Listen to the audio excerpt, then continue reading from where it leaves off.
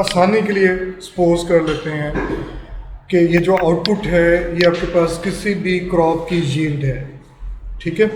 ये for example varieties हैं, seed variety है, ठीक है। ये कोई पर्टिकुलर पैरामीटर हैं, कैरेक्टरिस्टिक्स हैं या कोई ऐसी चीज़ जो आपने मेजर की है, और ये आपके पास जो है फर्दर कोई फैक्टर है ट्रीटमेंट 1 2 3 वगैरह के नाम से, ठीक है। तो हमारे पास एक्चुअली 3 फैक्टर्स हैं अगर हम एक्चुअल डिज़ाइन के वाले से दें, और ये हमारे पास रेप्लिकेशन आ रही है, ठीक है। हम अभी वन वे नोवा की तरफ जाते हैं क्योंकि इससे पहले हमने जो प्रैक्टिस की थी वन वे नोवा, उसमें हमें सही रिजल्ट नहीं मिले थे।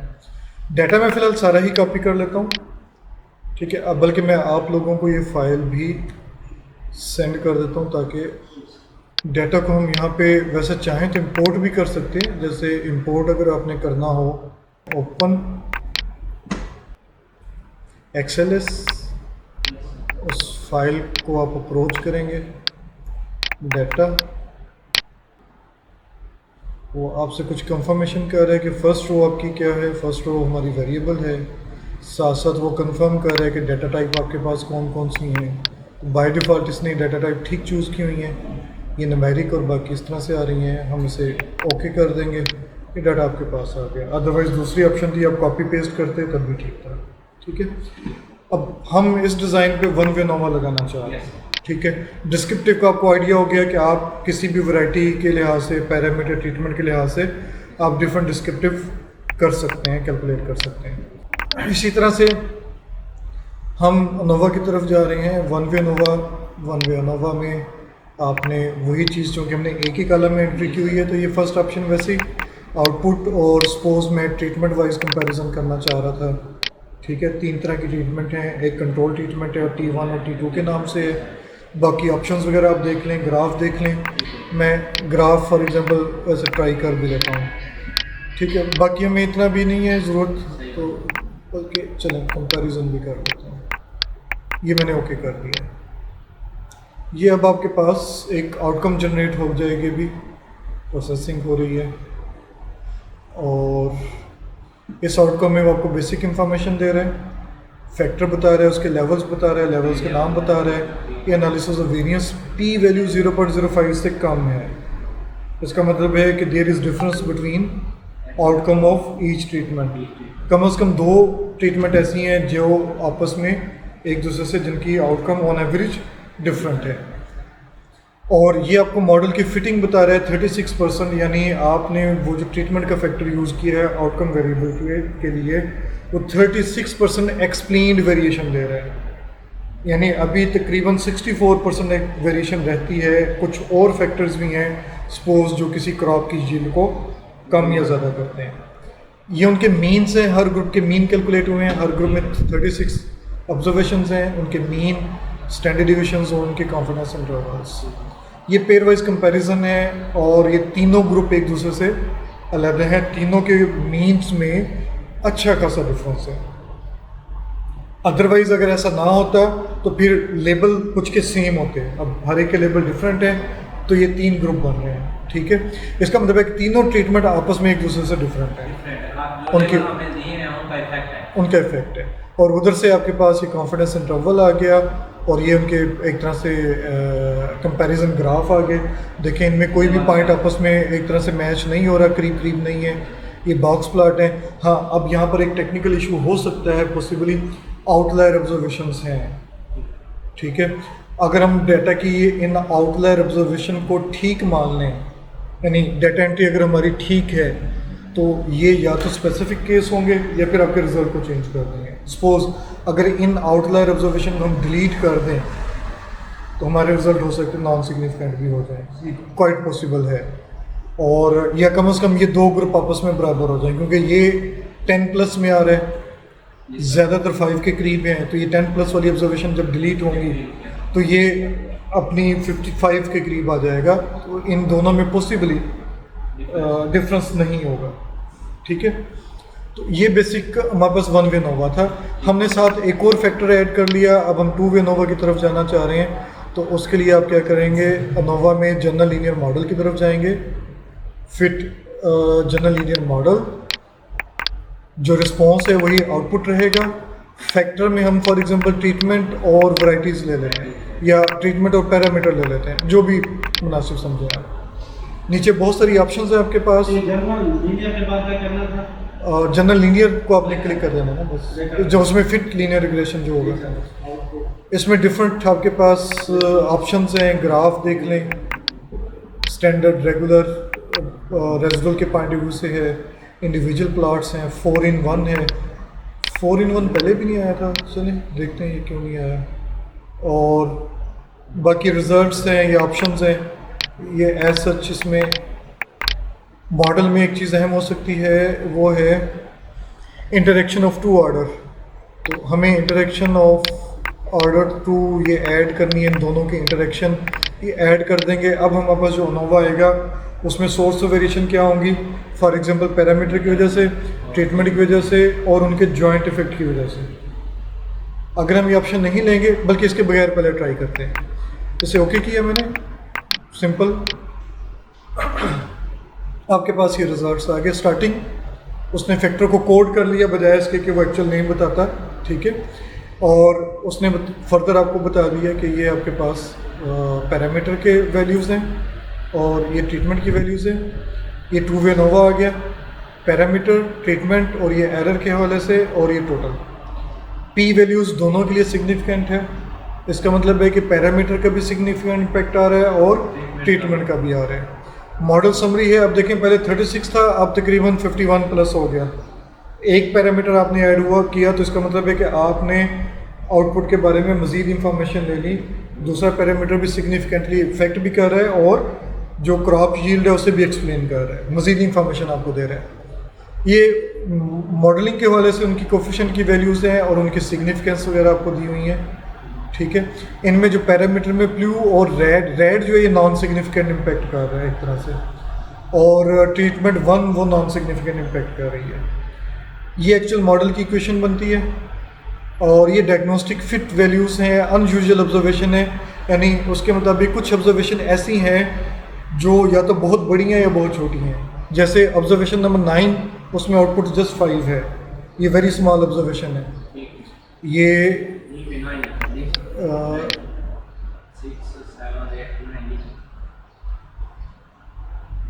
नहीं, ऑब्जर्वेशन नंबर 9, हाँ ये देखें, ये उसके मुताबिक वेरी स्मॉल ऑब्जर्वेशन है, ठीक है।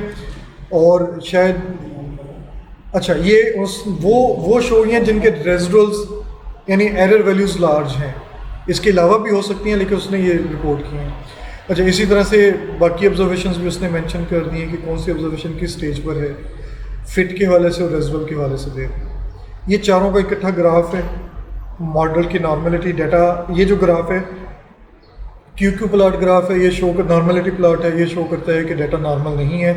अगर ये रेड लाइन के ऊपर होते हैं ब्लू पॉइंट्स, तो इसका मतलब आपका डाटा नॉर्मल है, और चूँकि ये नहीं है तो इसका मतलब डाटा में आउटलायर एग्जिस्ट करते हैं। अगर आप ज़्यादा बेहतर पिक्चर चाहते हैं तो आपको आउटलायर डिलीट करना चाहिए। कुछ फिटेड वैल्यू के हवाले से और रेजिडुअल के हवाले से है, ये भी प्रॉब्लम को शो कर रहे हैं, ये भी नॉन नॉर्मेलिटी को शो कर रहा है। तो इस तरह की इंफॉर्मेशन आपको मिल जाती है। अभी हमने जो रन किया था ये two way Nova with out interaction था। अब अगर हमने नेक्स्ट ट्राई करना है ANOVA general linear model fit, ये सारी चीज़ें ऑलरेडी चूज़ हुई हैं। हम सिर्फ ऑप्शन में जाकर नहीं, ये था मॉडल में जाकर इन दोनों को सिलेक्ट करेंगे जिनकी इंटरेक्शन बनानी है, ऐड करेंगे। अब आपके पास मॉडल में ये एक और टर्म ऐड हो गई है, ओके करेंगे, फर्दर ओके करेंगे, तो अब तीसरी आउटकम आपके पास आ गई। देखें इसमें अब मल्टीप्लिकेशन भी आपके पास आ रही है। इसका मतलब है कि इन दोनों का जॉइंट इफेक्ट भी आ रहा है हमारे पास। जो पर्टिकुलर डाटा आपके पास है, इसमें सिर्फ पैरामीटर का रोल नहीं है बल्कि ट्रीटमेंट का भी है, और वो जॉइंटली भी आउटकम पे इफ़ेक्ट कर रहे हैं। और इस तरह से R² मज़ीद बढ़ गई जॉइंट इफेक्ट को ऑब्जर्व करने पर। और ये कोफिशिएंट की वैल्यूज़ आ गई, ये actual model with interaction term आ गया, और ये अनयूजुअल ऑब्जर्वेशन उसी तरह से जैसे पहले हमारे पास कैलकुलेट हुई थी। और ये ग्राफिक रिप्रेजेंटेशन भी डेफिनेटली आउटकम के हवाले से या फिर वो ऑलमोस्ट वही होनी है, ठीक है। यहाँ तक भी क्वेश्चन है सर, ये पैरामीटर और वैरायटी इनको आगे पीछे सेट करने से फर्क पड़ेगा सर? नहीं, कोई फ़र्क नहीं पड़ेगा। देखें मैं इसे दोबारा ट्राई कर लेता हूँ। सपोज मैं पहले ट्रीटमेंट सेलेक्ट करता हूँ और फिर पैरामीटर करता हूँ, ठीक है, ओके कर देते हैं। तो देखें सिर्फ फर्क क्या पड़ा है, वैल्यूज उसी हिसाब से हैं, आर स्केयर भी उसी हिसाब से आ रही है 59.0, क्योंकि ये अब इसमें इंटरेक्शन इफेक्ट भी आ रहा है ना, तो ये वही चीज़ आ रही है, तो रिजल्ट पे कोई फ़र्क नहीं पड़ेगा, सिर्फ उनकी जो पोजीशन है फॉर एग्जांपल वो चेंज हो जाएगी, ठीक है। और इसके अलावा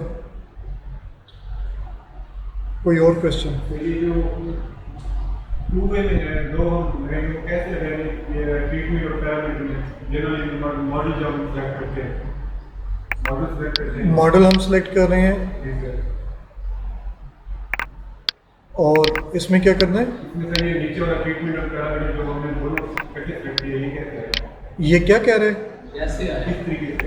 हाँ, ये आपके फैक्टर्स और कोवेरिएट्स हैं, इन्हें इकट्ठा सेलेक्ट करेंगे, यहाँ से आप ऑप्शन देखेंगे तो हमें दोनों की चाहिए, अगर ये ज़्यादा होंगे तो ज़्यादा ऑर्डर भी आपके पास आ जाएगा, ऐड करेंगे तो ये आपके पास ऐड हो जाएगा, उसके बाद आप ओके कर देंगे, ठीक हो गया। लीनियर मॉडल से ये टू वे है क्या, इसको क्या कहेंगे, मतलब नोवा के हिसाब में? ये एक्चुअली जो नोवा है उसमें आपने जब पढ़ा था CRD RCBD या लैटिन, हमने उसका मॉडल पढ़ा था, इक्वेशन लिखी थी ना, तो एक्चुअली ये उस इक्वेशन को ही परफॉर्म करवा रहे हैं, लेकिन साथ चूँकि हमें अनोवा के रिजल्ट चाहिए तो वो भी साथ हमें मिल रहे हैं, यानी यहाँ पर दो काम इकट्ठे हो रहे हैं, रिग्रेशन मॉडल भी रन हो रहा है और एनालिसिस ऑफ वेरिएंस भी रन हो रहा है।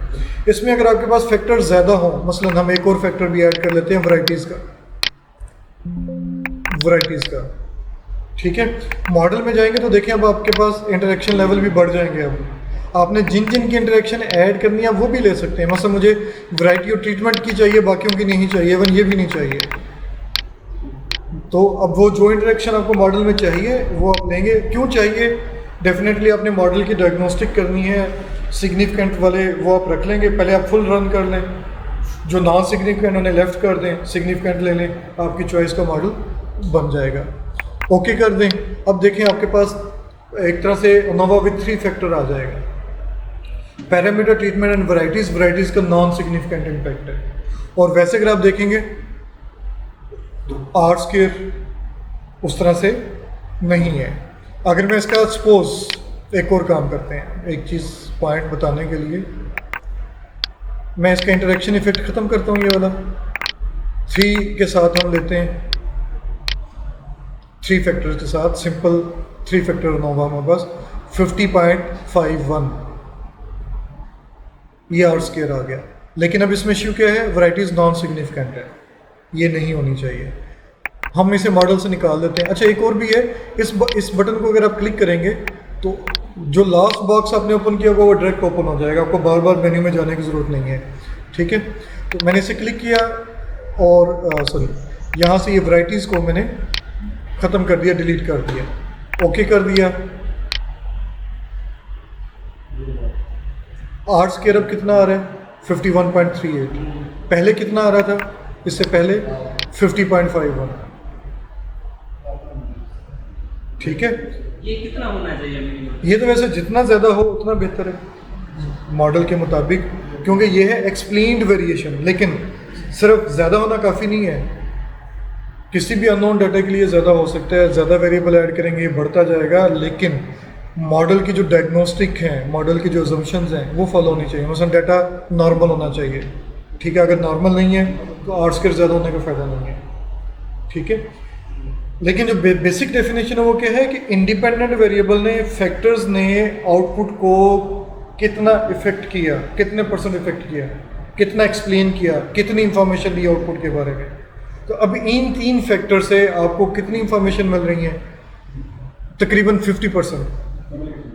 मिसाल के तौर पे वीट की यील्ड है, आपने कहा जी कम से कम 6 इंच डेप्थ होनी चाहिए प्लफिंग की, वाटर टाइप आप जो लगाएंगे वो 3 टाइम लगाना है, और हर टाइम सपोज आपने 1 इंच उसकी डेप्थ रखनी है या हाइट रखनी है सरफेस से, और क्या हो सकता है कि आपने फला सीड टाइप यूज़ करनी है, आर स्केयर आपके पास 50 आ गया, तो उसका मतलब क्या है कि जब इन 3 क्राइटेरिया के मुताबिक जो भी आप यील्ड लेंगे वो आपको तकरीबन 50% सही डिसीजन देगी, सही इंफॉर्मेशन देगी। 100 दफ़ा आप वो काम रिपीट करेंगे तो उनमें से 50 दफ़ा वही रिज़ल्ट प्रोड्यूस होंगे जो पहले प्रोड्यूस हुए थे। 50% करेक्ट डिसीजन एक तरह से आपके पास होगा। लेकिन सिर्फ आर स्क्वायर ज़्यादा होना या एक्सप्लेन करना ये नफ नहीं है। बाकी चीज़ें भी जो है ना इसमें देखनी होती है। हाँ, जैसे ये ग्राफ ड्रा हुआ है, ठीक है, ये ग्राफ ड्रा हुआ है। आप फर्दर ग्राफ भी ड्रा कर सकते हैं। जैसे यहाँ पर ग्राफ है, ग्राफ में हिस्टोग्राम है, हिस्टोग्राम में आप इनमें से कोई भी ले लें। फॉर एग्जांपल मैं ये वाली हिस्टोग्राम ले लेता हूँ, इसमें कर्व भी, नॉर्मल कर्व भी ड्रा हो जाएगी। मैं सिर्फ आउटकम वेरिएबल ले लेता हूँ, ठीक है। तो ये आउटकम वेरिएबल की सिंपल हिस्टोग्राम आ गई पूरे डाटा की। इंडिविजुअल ग्रुप की अभी हमने ड्रा नहीं की। पूरे डाटा की जो नॉर्मेलिटी है वो इस रेड लाइन के करीब करीब होनी चाहिए थी, with in these boundary bars fall करने चाहिए थे। तो कुछ फॉल नहीं कर रहे, बहुत ऊपर चले गए, कुछ नीचे आ रहे हैं और कुछ टेल्स पे भी एग्जिस्ट करते हैं और इस टेल पे कुछ भी नहीं है। तो इसका मतलब है कि डाटा नॉर्मल नहीं है, ठीक। हमारा ये होता है कि हमें वैरायटी चेक करनी होती है कि कौन सी वैरायटी हाँ जी, परफॉर्म कर रही है, किस लेवल पे। जी जी, वो हमें कैसे यहाँ पे पता चलेगा? हाँ। अब इनका क्वेश्चन है कि हमें कैसे पता चलेगा कि कौन सा बेहतर परफॉर्म कर रही है। हमने जनरल लीनियर मॉडल पे फिट किया था। जब भी आप फिट कर लेंगे, अभी हमने कौन सा फिट किया हुआ है, 2 पैरामीटर वाला, 2 फैक्टर्स वाला, ठीक है। जब आप इसे फिट करेंगे उसके बाद जनरल लीनियर मॉडल में एक ऑप्शन आ जाएगी। ये पहले नहीं होगी, ये बाद में आएगी जब आप मॉडल रन कर लेंगे। अदरवाइज ये इनएक्टिव होंगी, कंपैरिजन में चले जाएंगे, ठीक है। आप किन का कंपैरिजन करना चाह रहे हैं, पेयर वाइज या विद द कंट्रोल, ठीक है। हम पेयर वाइज कंपैरिजन करना चाह रहे हैं पैरामीटर और इनका। ये पैरामीटर की डिफरेंट टेस्ट की टाइप हैं। टुकीज़ वाइडली यूज़ होता है, फिलहाल हम उसी को कर लेते हैं। बेरफेरोनी वगैरह भी यूज़ होते हैं। इनके ग्राफ हैं, सपोज हम ग्राफ भी ड्रा कर लेते हैं। मॉडल इसका किस तरह से होगा वो आपको डिस्प्ले हो जाएगा। ऑप्शंस में देख लें, वो 2-4 ऑप्शंस ही होंगी, वो देख लें, ओके करें। अब देखें, अब आपके पास ये कंपैरिजन हो रहा है, बेसिकली ग्रुपिंग इंफॉर्मेशन आ रही है एक ग्रुप दूसरे से। सपोज ज़्यादा मीन का मतलब था ज़्यादा अच्छी परफॉर्मेंस, तो इसमें ज़्यादा बेहतर सीड परफॉर्म कर रहा है, इसकी एवरेज ज़्यादा है, ठीक है। लेकिन एवरेज देखना इनफ नहीं है, आगे और भी चीज़ें आती हैं। ये देखें, ये टुकीज़ के साथ आ रहा है, ये 95% पे टुकीज़ पेयर वाइज कंपैरिजन 1। अच्छा हाँ, ठीक है। ये था पैरामीटर के लिए और ये ट्रीटमेंट के लिए आ गया, ट्रीटमेंट वेरिएबल के लिए आ गया। हर एक का अलग-अलग आपके पास आ रहा है और ये उनकी ग्राफिक रिप्रेजेंटेशन है। इसी तरह से आप इसमें फर्दर अगर आप जाएंगे, फैक्टोरियल प्लॉट भी आते हैं आपके पास। मैं इन्हें जस्ट ओके कर देता हूँ। देखें, इस तरह के ग्राफ भी आपने देखे होंगे, ठीक है। ग्राफ की जो एवरेज ट्रीटमेंट की परफॉर्मेंस है, पैरामीटर की परफॉर्मेंस है, वो आपको यहाँ पे मिल जाएगी। सपोज हम एक और फर्दर काम करते हैं, नोवा में जनरल लीनियर में जाते हैं, नेक्स्ट पैरामीटर भी ऐड कर देते हैं, वैरायटी। हम ये देखना चाह रहे हैं कि कौन सी वैरायटी अपना ट्रीटमेंट के ऊपर बेस्ट परफॉर्म कर रही है। ये हमारी मतलब एपिडेंट का लेंथ है या सीड है। मैं वही आपको ना, ये मैंने 3 लिया और 3 नहीं लेते, चले 2 ले लेते हैं। इन तीनों को मैं सिलेक्ट करता हूँ, ऐड करता हूँ। तीनों के 2x2 के कम्बिनेशन आ गए। 3 फैक्टर हम ऐड नहीं कर रहे, ओके कर दिया। और अब हम इसे मज़ीद ओके करते हैं।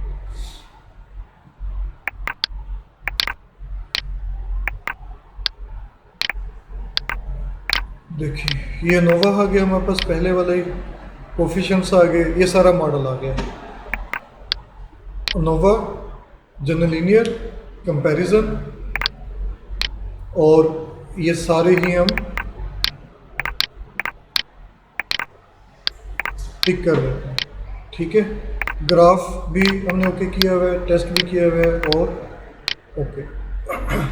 पैरामीटर का आ गया, सिर्फ पैरामीटर में से ट्रीटमेंट ए या सीड कैरेक्टर जो है वो बेस्ट है। फॉर एग्जांपल ट्रीटमेंट में सी कंट्रोल जो ज़्यादा परफॉर्म कर रही है, सपोज वैराइटीज़ में वैसे ये नॉन सिग्निफिकेंट है ऊपर शायद, तो उसे हमें कंपेयर करने की ज़रूरत नहीं होगी। इसके बाद ये जॉइंट इफेक्ट आ गया। अब इसमें जिनके लेबल सेम है, जैसे सी और ब्लू, T1 और रेड, ये कौन सा आ रहा है? जॉइंट इफेक्ट आ रहा है, इंडिविजुअल नहीं आ रहा। जिनके लेबल सेम है जॉइंट इफेक्ट्स में, वो इक्वली परफॉर्म कर रहे हैं, उनमें डिफरेंसेस नहीं है, ठीक है। जिनका सी है उनका एक ग्रुप बनता है। जिनके साथ डबल डबल लिखे हुए हैं, जैसे T1 और सीड और सी और ब्लू, ये आपस में डिफरेंट है। और अगर आप मीन्स के लिहाज से देखेंगे, सबसे ज़्यादा मीन किसका आ रहा है? कंट्रोल और सीड का, ये ज़्यादा बेहतर कम्बिनेशन परफॉर्म कर रहा है। जॉइंट इफेक्ट इसका ज़्यादा आ रहा है, उससे कम इसका। ये सॉर्टेड फॉर्म में है, highest lowest lowest lowest and सबसे मिनिमम। यही चीज़ आपके पास ट्रीटमेंट ऑफ वैराइटीज़ में है और पैरामीटर और वैराइटीज़ में है। वैराइटीज़ नॉन सिग्निफिकेंट हो तो देखें यहाँ पे ग्रुप भी कम बने हुए हैं। इसी तरह से अनोवा में जाएं, जनरल लीनियर में जाएं, फैक्टोरियल प्लॉट की हम बात कर रहे थे। इन तमाम के आप प्लॉट, फैक्टोरियल प्लॉट आप ड्रा करना चाह रहे हैं, ग्राफ आपने लिए, ओके और देन ओके किया, और ये देखें ये 3 फैक्टर के प्लॉट। जब ये लाइंस एक दूसरे को क्रॉस करेंगी तो इसका मतलब उनमें जॉइंट इफेक्ट है।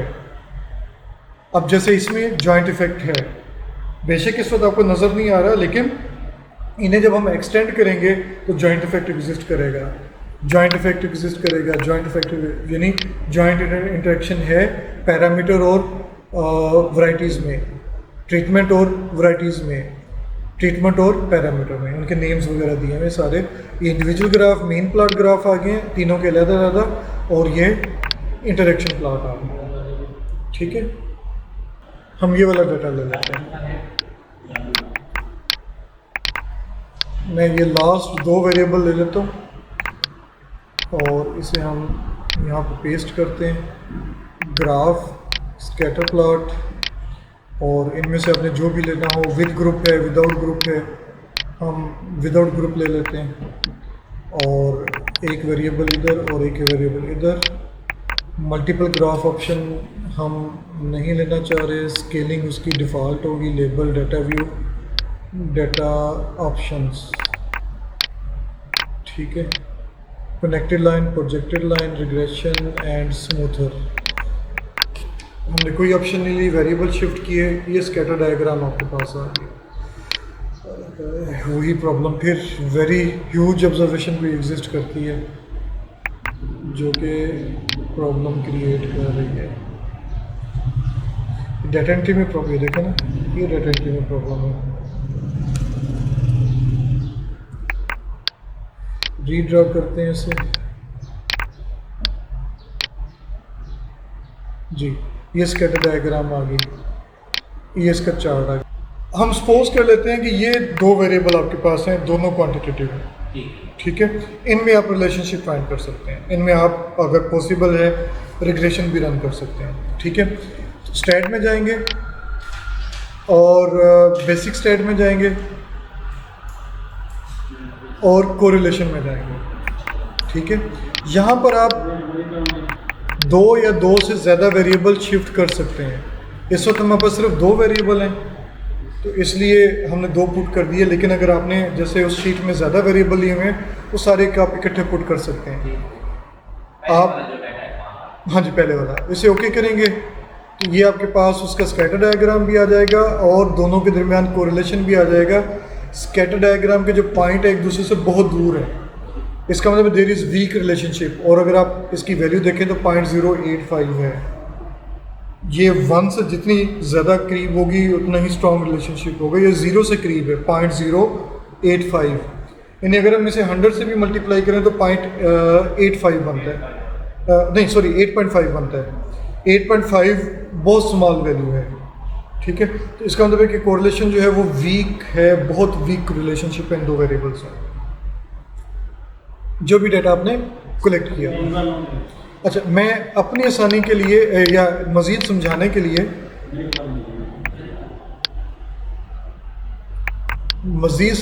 लिए हम ये टोटल जो आपके पास था बायोमास और ग्रेन्स, मैं ये भी सिलेक्ट कर लेता हूँ। हम अपने क्वांटिटेटिव वेरिएबल जो हैं वो ज़्यादा कर रहे हैं। अब हमारे पास 4 वेरिएबल हो गए, 4 क्वांटिटेटिव, और ये चारों वेरिएबल जो भी हमने सिलेक्ट किए थे ये यहाँ पे शिफ्ट कर देते हैं। ये चारों शिफ्ट हो गए, ठीक है। बेशक नाम 2 के लिखे हुए, लेकिन पहला और आखिरी नेम दरमियान में डैश है, जिसका मतलब है पहले से लेके आखिरी तक के सारे वेरिएबल जो हमने सिलेक्ट किए थे।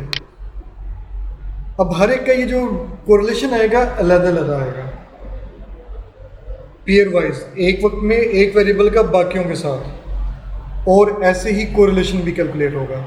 जैसे टोटल ग्रेन वेट का 100 ग्रेन वेट के साथ आ रहा है, टोटल ग्रेन वेट का ग्रेन्स पर स्पाइक भी आ रहा है, और वेट के साथ भी आ रहा है। ये हर एक की, यानी एक वैल्यू किसी 2 वेरिएबल का कम्बिनेशन पे कैलकुलेट हुआ है। और इन तमाम में लो कह रहा हूँ, वीक रिलेशनशिप है। और उसकी बुनियादी वजह क्या है कि डाटा में डाटा एंट्री ठीक नहीं है, कोई एक्सट्रीम वैल्यूज है, यहाँ पे भी थाउजेंड्स में वैल्यू एंटर हुई हैं, ये प्रॉब्लम कर रही हैं, जिसकी वजह से आपके पास रिजल्ट ठीक नहीं आ रहा। ठीक हो गया, लेकिन कोरिलेशन रहा ऐसे ही हो जाएगा। कोरिलेशन पे कहाँ पे जाना है? जब आपने वेरिएबल्स में रिलेशनशिप फाइंड करना हो, रिग्रेशन वाले कॉलम से इसको ढूंढें। मिनी टैब से अगर आप कर रहे हैं तो आप स्टैट में जाएंगे, बेसिक में जाएंगे, और इसमें एंड पर कोरिलेशन की ऑप्शन होगी। यहाँ पे ये देखें नॉर्मलिटी टेस्ट भी मौजूद है, यहाँ से भी आप नॉर्मलिटी टेस्ट कर सकते हैं। ग्राफिकल समरी भी ले सकते हैं आप। ये मसलन मैं आउटपुट वेरिएबल की ग्राफिकल समरी ले लेता हूँ, और हम इसे ले लेते हैं सपोज ट्रीटमेंट के लिहाज से। तो देखिएगा आपके पास जो ग्राफ ड्रा हो रहा है, हर ट्रीटमेंट का अलग अलग ड्रा हो जाएगा। उनकी नॉर्मलिटी अजम्पशंस भी आपके पास आ रही हैं, यानी चेकिंग भी हो रही है, मुख्तलिफ समरी स्टेटसेस भी हैं, बॉक्स प्लॉट वगैरह 95% भी है। तो ये बेसिक स्टैट में यानी बहुत सारी चीज़ें मौजूद हैं। आपको डिस्क्रिप्टिव स्टेटसेस ये आप सेव भी कर सकते हैं। समरी स्टेटसेस ग्राफिकल जो है ये भी आपके पास आ सकता है। टी टेस्ट, जी टेस्ट आप यहाँ पे परफॉर्म कर सकते हैं, और कोरिलेशन, नॉर्मलिटी वगैरह ये सारी आप यहाँ पे कर सकते हैं। ठीक है, और भी स्टैटिस्टिकली हैं, लेकिन आपके लिए ज़्यादा यूज़फुल 2 सैम्पल टी टेस्ट है, ग्राफिकल समरी है, डिस्क्रिप्टिव स्टेटसिस है, कोरिलेशन है, नॉर्मलिटी टेस्ट वगैरह है। इसी तरह से regression, for the time being हम सपोज कर लेते हैं कि आपके पास जो वेरिएबल है टोटल बायोमास, ये रिस्पॉन्स वेरिएबल यानी डिपेंडेंट वेरिएबल है, और ग्रेन्स पर स्पाइक और 1000 ग्रेन्स वेट ये आपके पास इंडिपेंडेंट वेरिएबल या फैक्टर्स हैं, क्वांटिटेटिव फैक्टर्स हैं। तो आप इसे ओके कर देते हैं, तो अब आपके पास रिग्रेशन रन होगी। ये रिग्रेशन रन होगी, यानी उसकी कोफिशिएंट्स की वैल्यू, और ये नॉन सिग्निफिकेंट आ रहे हैं उस वक्त, क्योंकि डाटा में प्रॉब्लम्स हैं, डाटा की ऑब्जर्वेशन में इश्यूज़ हैं। और आर स्क्वायर देखें बिल्कुल ही 0 आ रही है, और ये वेरी स्मॉल या वेरी लार्ज या अनयूजुअल ऑब्जर्वेशन है। कुछ डाटा एंट्री 1 में आ रही हैं और कुछ थाउजेंड्स में आ रही हैं। इसका मतलब है कि डाटा एंटर ठीक नहीं हुआ होगा, डाटा में प्रॉब्लम्स हैं। वैसे अगर कल मैं ये चीज़ चेक कर लेता तो ये डाटा यूज़ ना करते, क्योंकि वो डाटा ले लेते थे। ये गलती होगी हमसे, ताकि जी। और इसके अलावा अगर आपने फैक्टोरियल डिज़ाइन करना है तो ये मैं सिर्फ थोड़ा सा बता देता हूँ, और बाकी आप देखिएगा। फैक्टोरियल, क्रिएट फैक्टोरियल डिज़ाइन, इससे पहले मैं न्यू कर लेता हूँ ताकि हमारे पास नया काम शुरू हो। Stat factorial, create factorial design. अब आपने ये देखना है कि ये बाय डिफ़ॉल्ट जो आपके पास ऑप्शन है 2 लेवल की हैं।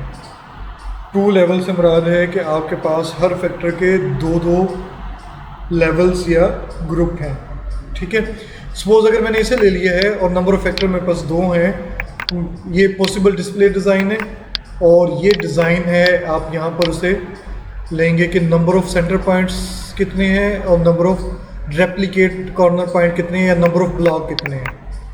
ठीक है, अभी हम उसमें से कुछ भी नहीं ले रहे, हमने डिफ़ॉल्ट लिया, 2 फैक्टर्स हैं और उनके 2 लेवल हैं। तो हमारे पास जो डिज़ाइन बनेगा वो ये बनेगा, जिसमें टोटल आपके पास 4 ऑब्जर्वेशन आएंगी।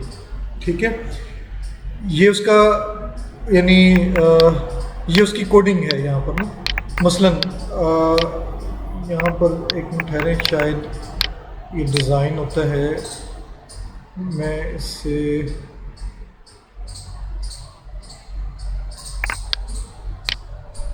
डिस्प्ले आ गया, डिज़ाइन डिस्प्ले अवेलेबल डिज़ाइन के बाद यहाँ पे होगा फैक्टर्स। फैक्टर का नाम क्या है? सपोज़ हम कहते हैं कि एक जो है वो सीड है और दूसरा सपोज़ वाटर है। ठीक है, या वाटर टाइप है और यहाँ पे हम कर देते हैं वैरायटी। ठीक है, 2 वैरायटीज़ हैं, वैरायटी 1 और 2। हम चूँकि टेक्स्ट उसमें ले रहे हैं एक तरह से, और वाटर टाइप भी हमने 2 यूज़ किए हैं।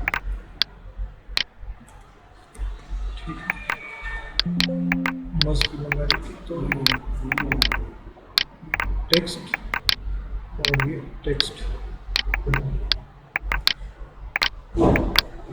अब ये देखें, ये वो कम्बिनेशंस हैं जो आपने डिज़ाइन में पढ़े थे। इनके अगेंस्ट आप अपनी आउटपुट लिख देंगे। आउटपुट सपोज मैं ऐसे ही रैंडम लिख देता हूँ। ठीक है, अब आप जाएंगे स्टेट में, DOE फैक्टोरियल और analyse factorial design.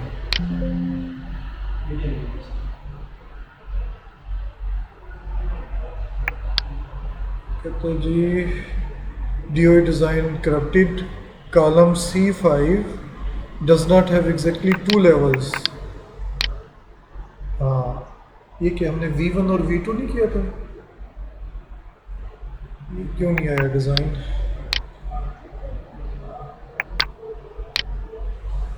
Design 2 level 1 पर ब्लॉक फैक्टर्स।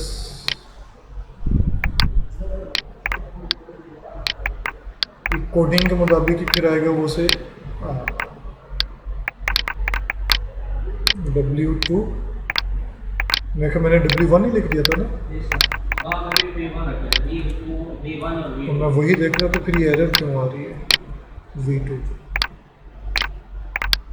ठीक है, ये देखें V1 V2 का आ गया। इधर आउटपुट हम लेते हैं और ये हमने डाटा पॉइंट लिए, जो आपने मुझे डाटा दिया हुआ था उस हिसाब से अगर हम देखें क्रिएट डिज़ाइन, आपके पास एक्चुअली 3 फैक्टर्स थे, तो नंबर ऑफ 3 फैक्टर लेंगे, डिज़ाइन में जाएंगे, हर फैक्टर के लिए एक के आपके पास 4 लेवल थे गालबन, एक के 3 थे और दूसरे के भी 3 थे। वैराइटीज़ 4 थी और पैरामीटर 3 थे और ट्रीटमेंट 3 थी और रेप्लिकेट वैसे 3 ही थे आपके पास, तो 108।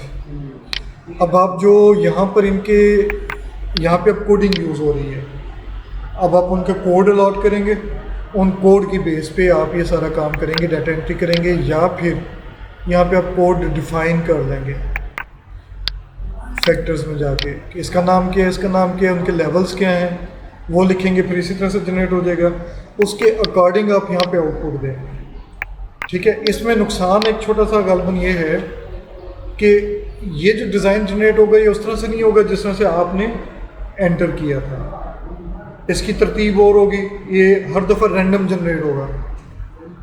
तो इसका मतलब है जब आप आउटपुट एंटर करेंगे तो फिर पैरामीटर को, वैराइटीज़ को और ट्रीटमेंट को देखते हुए आउटपुट आप एंटर करेंगे, वो मिक्स फॉर्मेट में होगी।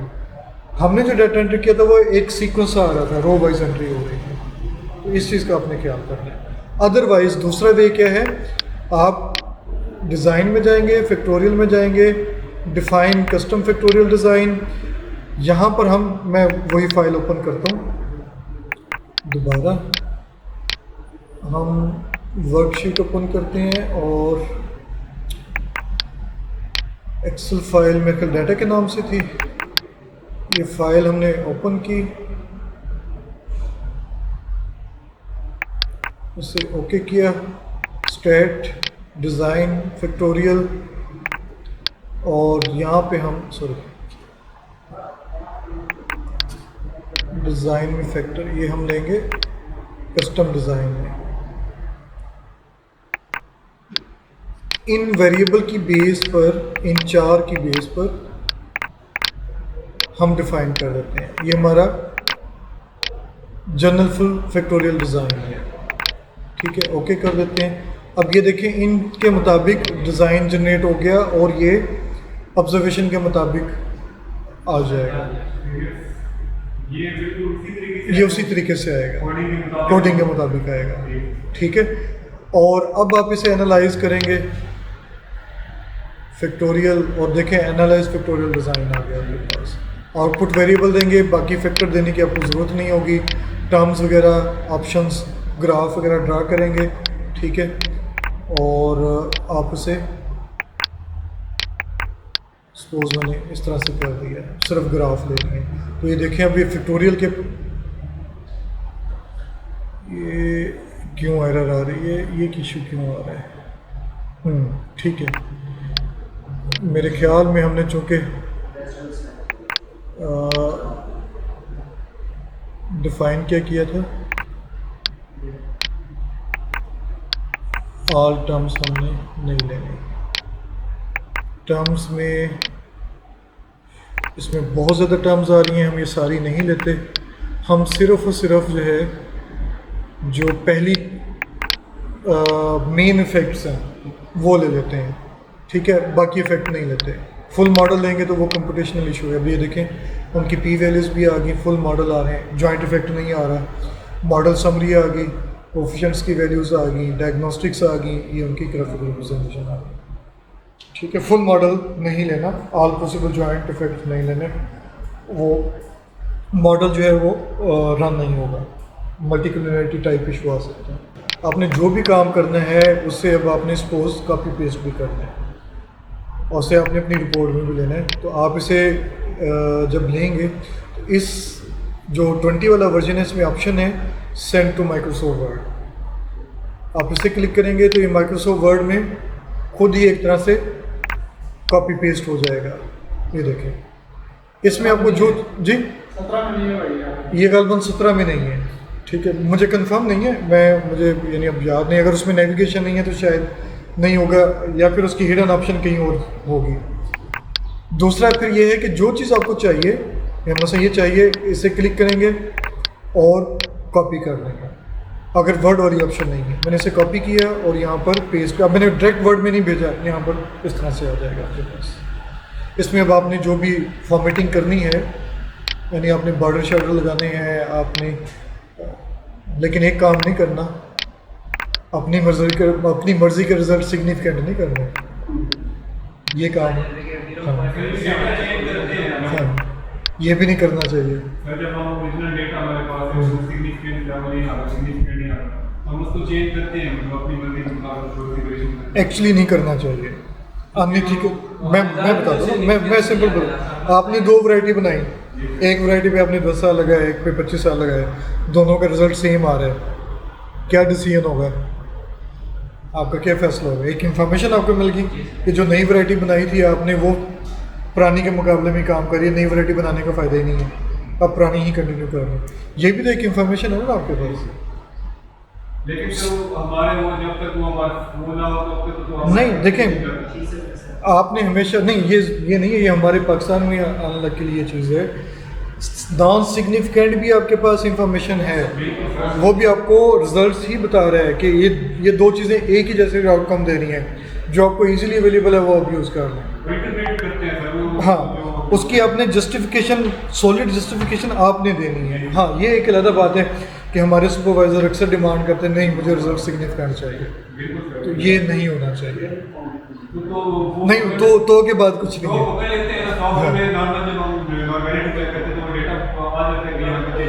उसमें होता ये है कि आप आउटलायर डिलीट कर देते हैं, अनयूजुअल ऑब्जर्वेशन डिलीट कर देते हैं। लेकिन कुछ लोग ये करते हैं कि जी सिग्निफिकेंट नहीं आ रहा रिज़ल्ट, तो मैं इस वैल्यू को चेंज कर दूँ, ये स्मॉल वैल्यू है E1 की, E1 मुझे जो है ना वो किसी और के साथ इक्वल करना था, तो मैं इसे इंक्रीज़ कर दूँ। ये काम नहीं करना चाहिए। करना तो नहीं चाहिए, करना नहीं चाहिए, तो नहीं। हाँ इंशाल्लाह इंशाल्लाह। नहीं, जब आप देखें, एक बड़ी सिंपल सी चीज़ है, जब आप एक्सपेरिमेंट को उसके मेरिट पे परफॉर्म करेंगे आपको सही रिजल्ट मिलेंगे। प्रॉब्लम क्या होती है, एक्सपेरिमेंट आपने डिज़ाइन कुछ और किया होता है, ऑब्जेक्टिव आपके कुछ और होते हैं, कर कुछ और रहे होते हैं। इस चीज़ पे अगर आप सही टाइम गुजारते हैं, प्रॉपर स्टडी करते हैं, प्रॉपर लिटरेचर पढ़ते हैं, तो उस सूरत में आप जो रिसर्च डिज़ाइन करेंगे, अपना जो एक्सपेरिमेंट परफॉर्म करेंगे, बहुत कम चांसेस हैं कि वो गलत हो जाए, क्योंकि आपने मेहनत के साथ लिटरेचर फाइंड करके फैक्टर्स वेरिएबल आइडेंटिफाई किए हैं, उनके लेवल डिफाइन किए हैं, ऑनेस्टली आपने एक्सपेरिमेंट किया है, उनका लाजमी तौर पे इफ़ेक्ट होगा, कहीं ना कहीं ज़रूर होगा। और इवन नहीं भी होगा तो 2-4 का इफेक्ट आ रहा है, 2-4 का नहीं आ रहा, तो आपको वो एज इट इज़ देना चाहिए कि इनका इफेक्ट है, इनका नहीं है। इनका इफेक्ट ना होने का मतलब ये बनता है, और इनके इफेक्ट होने का ये मतलब बनता है जी। और इसके अलावा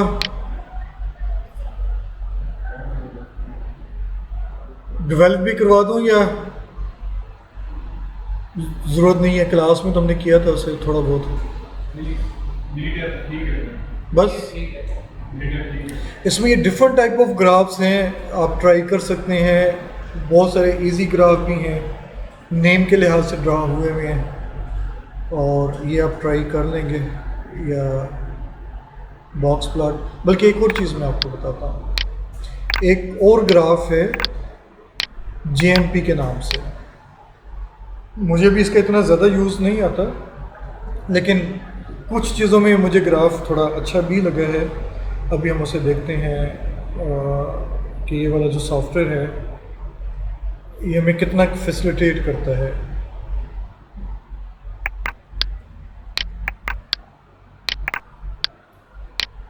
इसको भी क्लोज ही कर दूँ, ये चलो पड़ा रहे, ये भी क्लोज। ये JMP लोड हो गया, और फाइल में जाते हैं हम, इंपोर्ट में चूँकि हमारे पास डाटा एक्सेल फॉर्म में है, हम एक्सेल का डाटा लेते हैं डेस्कटॉप से, डाटा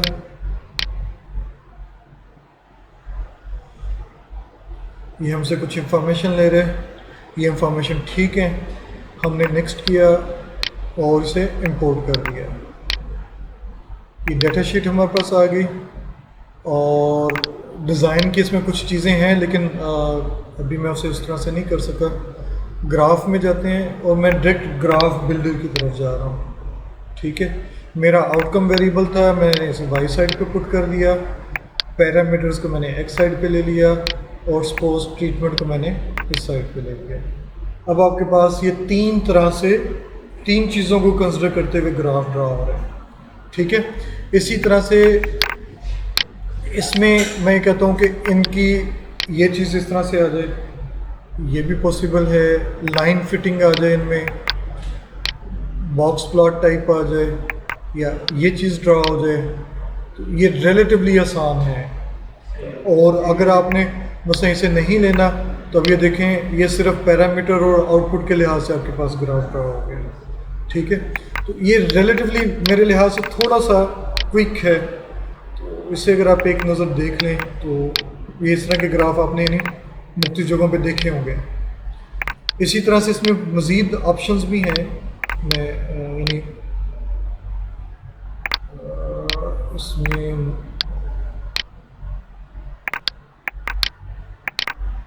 हम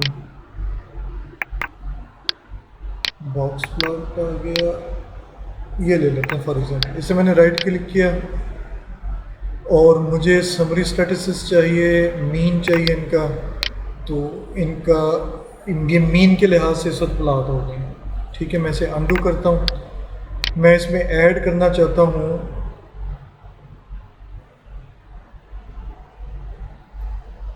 पॉइंट्स, ये ऑलरेडी एडिड हैं। मैं इसमें से बॉक्स प्लॉट ख़त्म करता हूँ, ये ख़त्म करता हूँ। मैं ऐड करवाता हूँ इसमें बॉक्स प्लॉट, तो ये देखें इस तरह से बॉक्स प्लॉट ऐड हो जाएगा। मैं इसमें पॉइंट ऐड करना चाह रहा हूँ, पॉइंट चेंज करना चाह रहा हूँ मैं स्पोर्ट हिस्टोग्राम में। तो ये बेसिकली जितने भी पॉइंट्स थे अपनी मेजरमेंट के लिहाज से हिस्टोग्राम में कन्वर्ट हो गए। ये हिस्टोग्राम है, इससे क्या कहना चाहिए, वर्टिकली ड्रा हुआ है। आपको ये नहीं चाहिए था इस तरह से, आप इसकी जगह पे कुछ और ले लें। मसलन आप हीट मैप ले लें, हीट की इंटेंसिटी की बेस पर ये डिफ़ाइन हो जाएगा। यानी ये रेड कलर मैक्सिमम की तरह ज़रा कम, वो साथ आएंगे सारा, ठीक है। इसी तरह से आपने कुछ और इसमें ऐड करना है, ये डिफरेंट ऑप्शंस हैं, कलर्स हैं, काफ़ी सारी चीज़ें हैं। लेकिन ये आप बार बार प्रैक्टिस करेंगे तो आइडिया होगा, वरना नहीं आप उसे वो कर सकेंगे। कॉपी पेस्ट सेव भी हो जाता है, कॉपी पेस्ट भी हो जाता है, ठीक है, वो दोनों तरह से हो जाता है। मैंने अब ये ऑप्शन लिया तो इनका कॉन्फिडेंस लेवल डायमंड की सूरत में आ गया, ठीक है। मैं ये ख़त्म करता हूँ, हीट मैप ख़त्म करता हूँ। तो यानी बहुत सारी इसमें चीज़ें हैं। वेब एनालिसिस में भी कुछ चीज़ें हैं। डिवेल्प में हम ट्राई करते हैं अगेन, एक दफ़ा हम सिर्फ वो 3 फैक्टर वाला देख लेते हैं कि ये किस तरह की आउटपुट दे रहा है या किस तरह से परफॉर्म हो रहा है।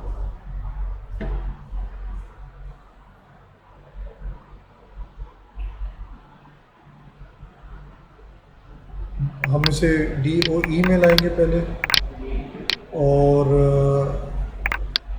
अगेन यहाँ पे ऑप्शन है कि या तो आप फैक्टोरियल जनरेट करवा लें या फिर यहाँ पे कॉपी पेस्ट उस तरह से कर लें।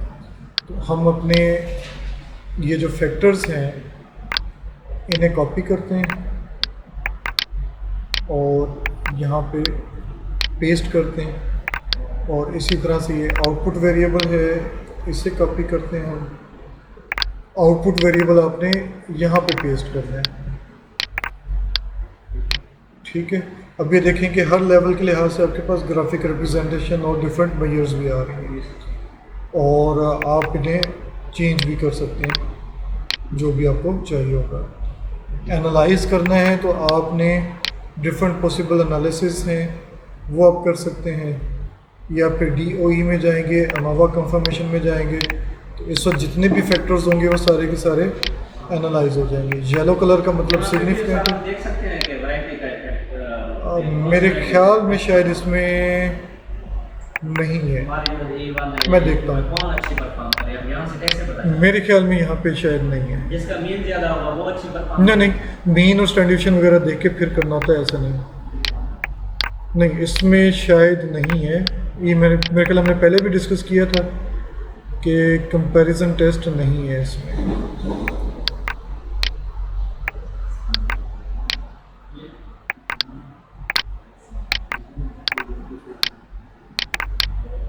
यहाँ से आप फैक्टर्स ले सकते हैं, कितने फैक्टर्स हैं, फैक्टर 1, 2 और 3।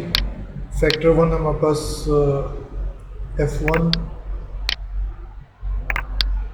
अमाउंट ऑफ लेवल, सॉरी, एक में 4 थे, एक में 3 थे, उससे नेक्स्ट में 3 थे, उससे नेक्स्ट में भी 3 थे, और इसे हम ओके करेंगे। तो ये इस तरह से यहाँ पे भी वैसी डिज़ाइन जनरेट होगा, उसके अगेंस्ट आप आउटकम लिखेंगे और ये रन हो जाएगा। इनके नेम आप चेंज करना चाहें चेंज कर सकते हैं, ठीक है। और कुछ पूछना हो? सर हमारे पास कैरेक्टरिस्टिक्स हैं 12, हमने 12 पैरामीटर लिए हुए, उन 12 पैरामीटर को इसी तरतीब में लिखेंगे? ये देखिए, ये आप पे डिपेंड करता है, ये डिपेंड आप पे करता है कि आपने उसे एंटर कैसे करना है। मैंने जो एंट्री की है वो ये किया कि ये पहली रो थी कंट्रोल की, फर्स्ट रो थी रेप्लिकेशन 1 की। आप क्या करते, आप जो है सिर्फ E1 ले लेते पहले, सारा E1 इकट्ठा ले लेते उस, लेकिन जब आप E1 लेंगे तो 8.5 के साथ जब E1 आएगा तो इसके साथ ये चीज़ एज इट इज़ ही आनी है।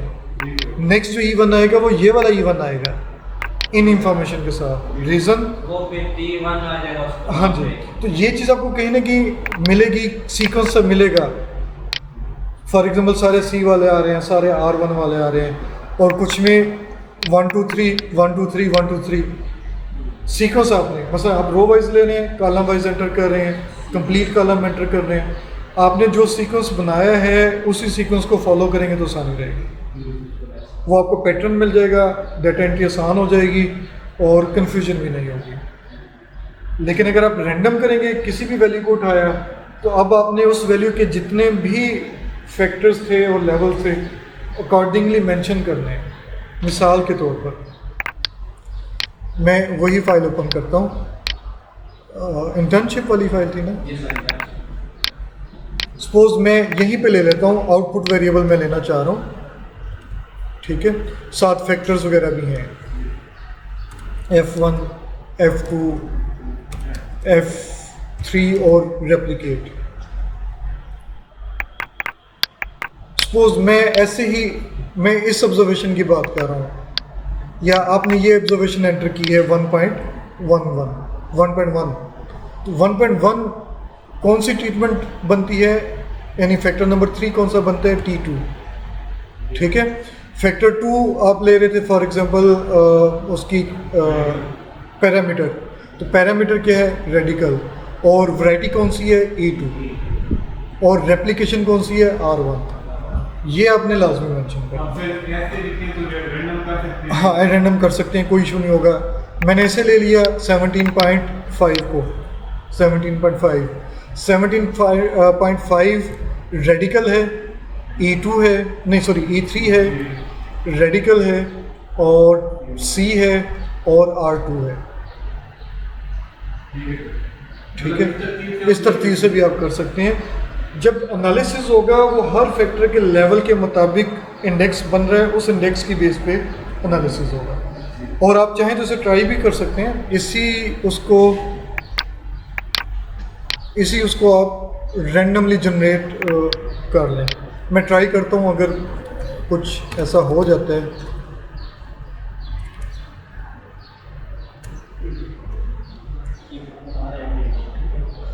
लगता है थक गए हैं, नहीं फिर नहीं फिर अक गए हैं, थक दोनों में से एक चीज़ हो सकती है।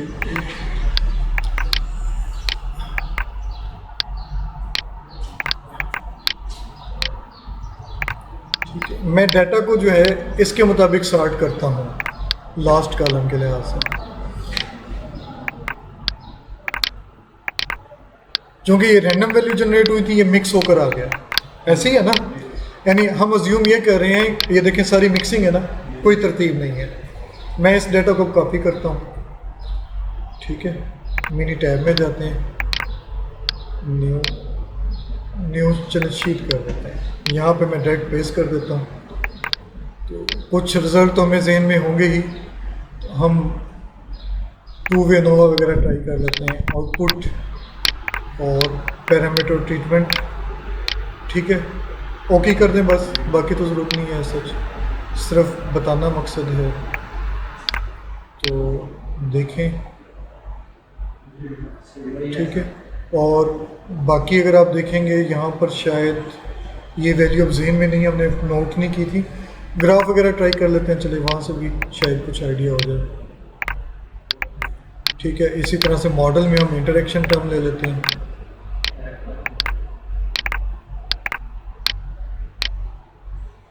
देखते हैं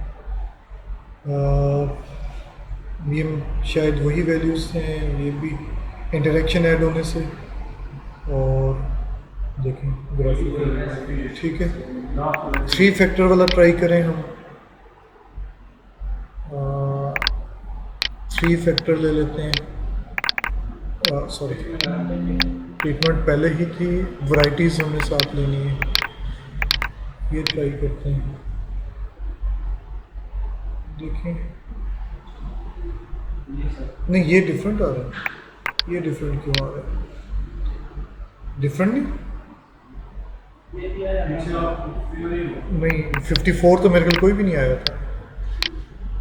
एक और का मैं एक दफ़ा और चेक करता हूँ।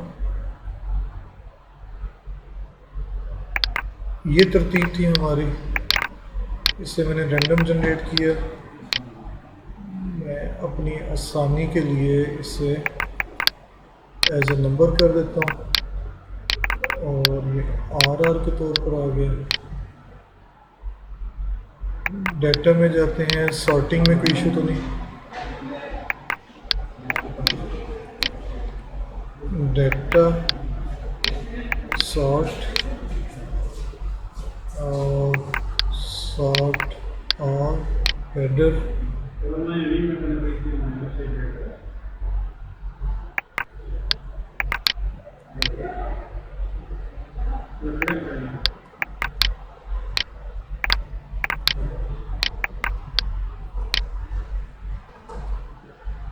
डेटा सॉर्ट विद दिस, ठीक है। इसे हम एज इट इज़ कॉपी करते हैं और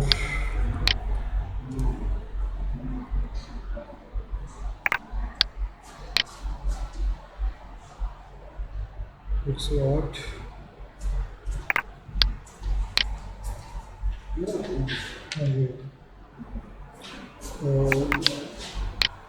output treatment model random, okay।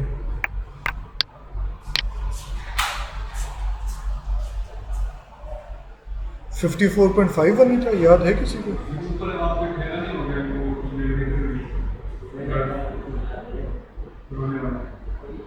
इसमें ये नेविगेट पर साइड पे नहीं, ये मेरे ख्याल मैंने क्लोज कर दिया था शायद, ये क्लोज कर दिया था मैंने, वो GMP स्टार्ट की थी तो उस वक्त। चलें फिर एक और काम कर लेते हैं ना, दोबारा ये ट्राई। सही रहेगा तरतीब वाइज ना, वो मिक्सिंग हो जाएगा। खैर है, कोई नहीं, एक दफ़ा और ट्राई कर लेते हैं। हम इंटर्नशिप फाइल को ओपन कर लेते हैं, नहीं सॉरी डेटा फाइल को। डेटा फाइल ये तरतीब से है,